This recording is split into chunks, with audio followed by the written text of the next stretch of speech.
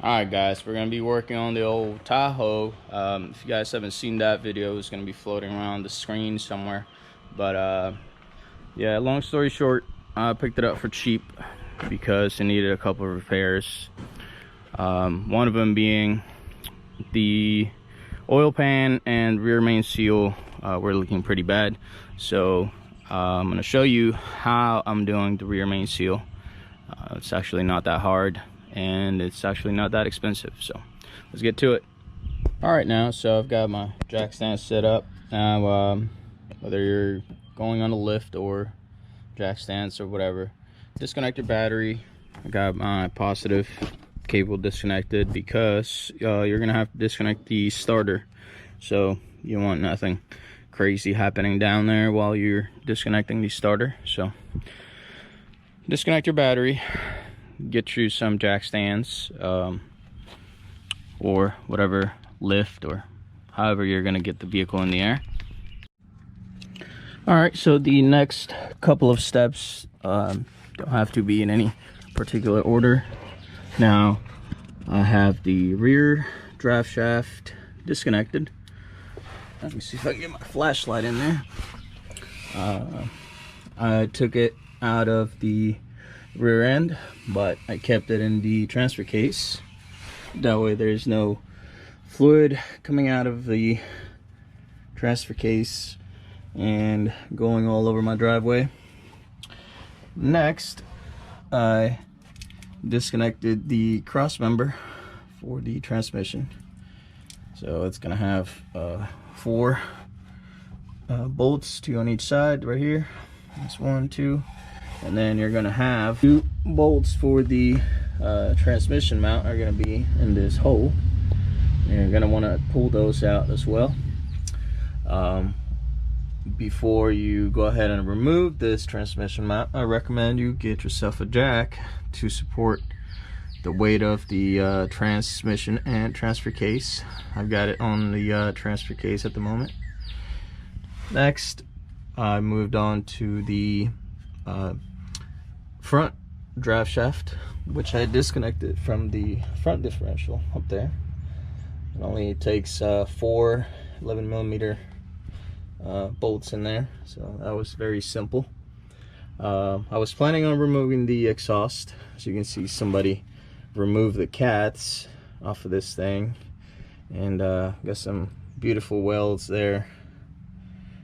I don't even know how, but that's a different problem.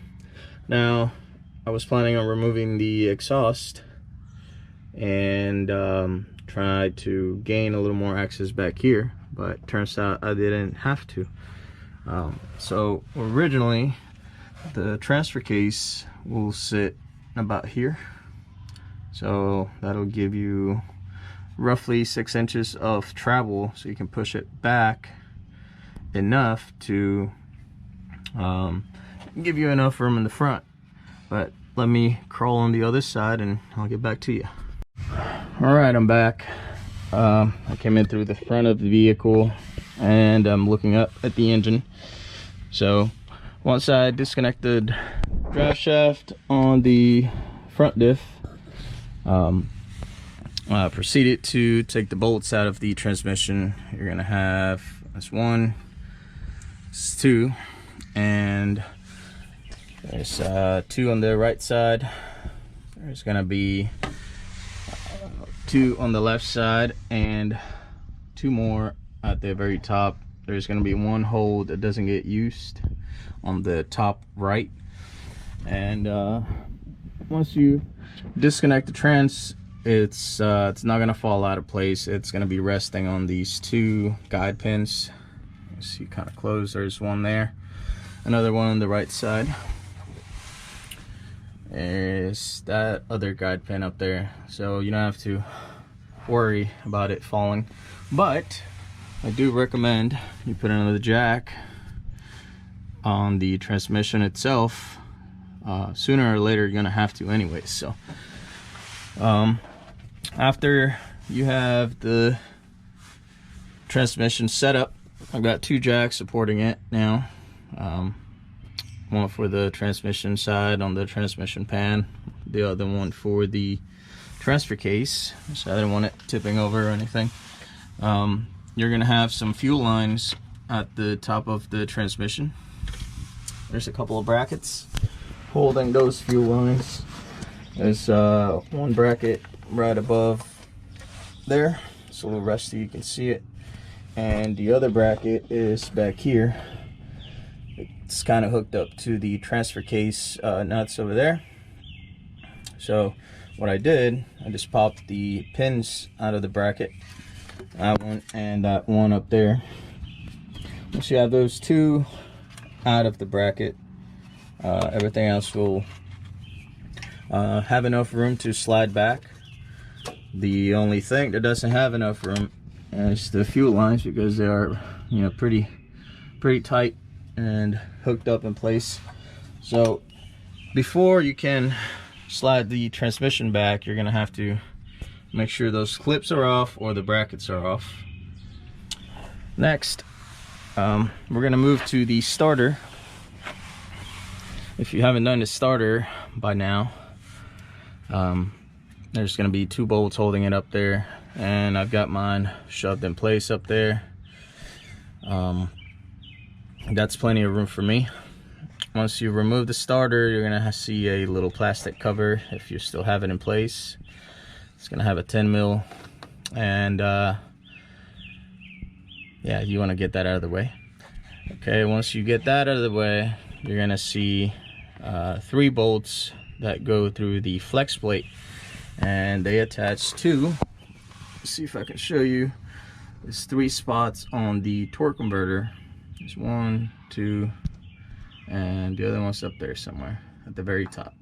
So your transmission is going to have a little inspection cover, and when it's attached to the engine, you can spin the flex plate with like a flathead screwdriver or something. And then the reason why you need to remove the starter is so that you can access those 3 bolts. And then pretty much this is where you're going to be working those 3 bolts. So you get this one out of there, you rotate until you see the other one, take that one out, and so on. Once you remove the 3 bolts out of the flex plate, once you have all your hardware out of the trans and you're ready to separate the trans from the engine, you want to make sure you disconnect the transmission lines. There's going to be 2 of them on the passenger side, and there's going to be a shield right about here. You can see the 2 mounting bolts there, mount holes here and back there. So get the shield out of there so you can you know, stuff your hand up there. The lines are going to have a small plastic retainer, so pull the retainer out of the way. After you pull the retainer out, there's going to be a metal clip that looks like this, and it's going to be in the transmission side. You can see up there in that fitting, and I simply used it was like a 90-degree pick to pull them out of there. Okay, once you have the lines out of there, the torque converter out, and whether you have to disconnect your exhaust or not, that's gonna be up to you. You're gonna see 6 bolts holding the flex plate in place. I've got most of my stuff already done, so you're gonna go ahead and remove this guy. So as you can see, there's barely enough room for me to stick my hand in there, but that's all you need. And I got this bolt out just like that. The flex plate is going to be held in there at the crankshaft. It's going to slide on, so you don't have to worry about falling off, but I do recommend you support it, whether you're by yourself or with somebody else. Make sure you support this thing. It's not that heavy, but you don't want it falling on your face. Sometimes you're gonna have to pry on the back side, I already removed mine, so I'm just gonna wiggle it off, and so it comes off like that. There you go. Set that to the side. Then you can see your crankshaft. You can see the rear main seal is gonna go around it, but there's gonna be a cover plate where the seal gets mounted onto.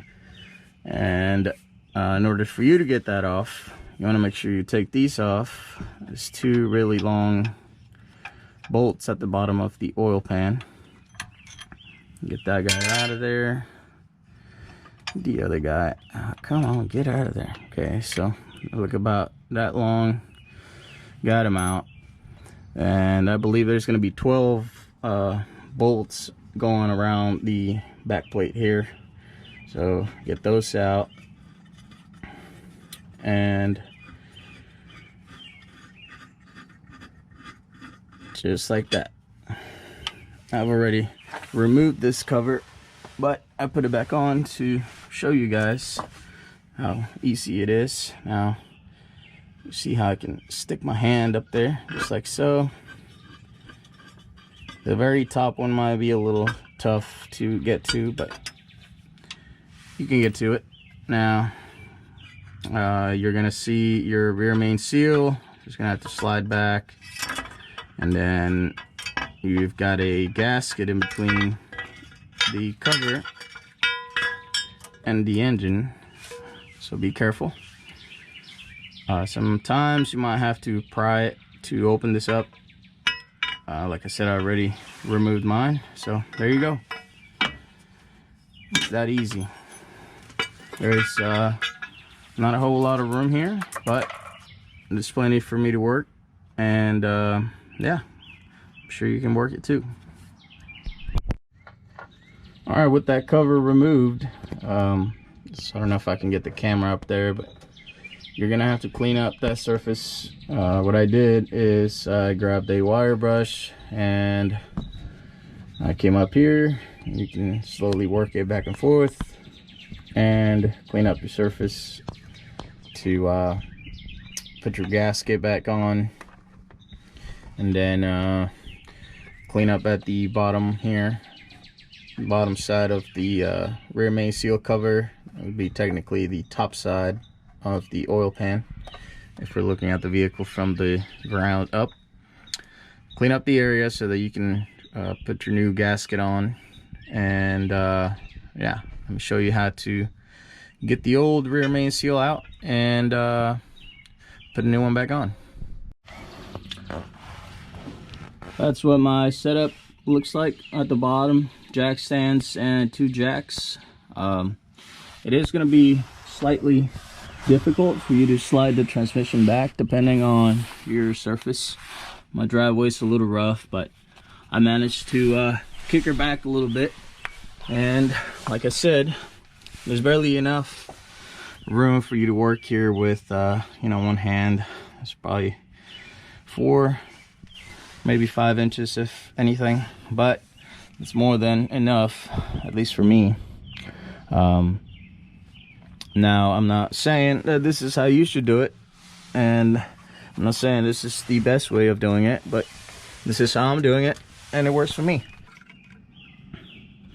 Alright, once you have the cover out of the vehicle, this is what it's going to look like. So this is the gasket that goes between the cover and the engine. It's really hard to see, but this is pretty much a smooth surface. There's no hump over the rubber, so that's probably why it's leaking. Who knows how long it's been there.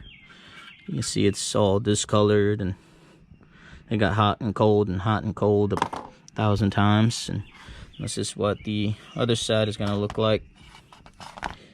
You're going to have that rubber piece. I already popped it out of there. All you got to do is take your flathead and work it from one side and then from the other, and it'll eventually come out. So this is a metal and rubber combo here, so it's already an old one, so you don't have to worry about beating it up. I do recommend you be careful though, because you don't want to damage the surface on this side. So you can either pry from this side a couple of times. If it doesn't want to come out, you can kind of come back on the back side, and since it'll be one of these numbers, you can also tap from the back side. So make sure you lift it off of the ground, tap it from the back side, it'll come out. And there you have it. All right guys, so now if you've seen what it takes to replace your rear main seal in your driveway, in your backyard, in your garage, or whatever it is that you're working at, I do recommend that if you're doing it this way, please be careful, because the transmission is heavy and it's really uncomfortable to work under the vehicle. So that being said, if you like this video, please give it a thumbs up, consider subscribing. You will see more content, a lot more content on the Tahoe. I've done a couple things, debadged it. I do need to polish it, but that's for a later on video. It's got a radiator in it, it's got new seats, new carpet, a whole bunch of stuff, but that will be for a different video. Stay tuned.